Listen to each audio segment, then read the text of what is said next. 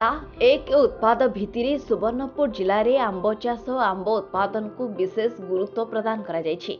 चलित वर्ष जिले में 20,000 मेट्रिक टन आंब उत्पादन करा जाई तार सफल प्रक्रियाकरण पूर्वक आंब आइसक्रीम प्रस्तुत करा जाई एक सुव्यवस्था ढंगरे बजारीकरण करा जाई पारिछि। एहाकु सफल एवं भविष्यत दृढ़ीभूत बजार निमंती जिला मिशन शक्ति द्वारा गठित सुवर्णा श्री उत्पादक कंपनी तत्वावधाने राधाकृष्ण महिला गोष्ठी द्वारा आंब आइसक्रीम सफल बजारीकरण निमंते आवश्यक सुव्यवस्था और परिचालना करा जाउछि।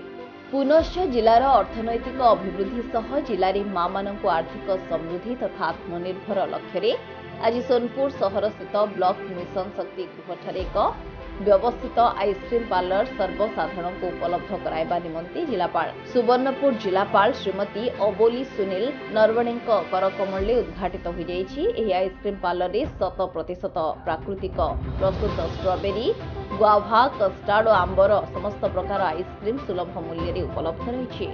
पुनश्च जिलार जनसाधारण को कृषिजात द्रव्य प्रस्तुत 100% प्राकृतिक उत्पादर उपलब्धता तथा जिलार कृषक और कृषि उत्पादक को व्यवस्थित और सुनिश्चित बजारीकरण निमंते सुजोग सृष्टि लक्ष्य आज स्थानीय सुरेश्वरी मंदिर प्रवेश पथ सम्मुख पाखरे जिला ओरमास एवं मिशन शक्तिर एग्रिक मॉल को मध्य माननीय जिलापाल उद्घाटन करी लोकार्पण करिसेंति।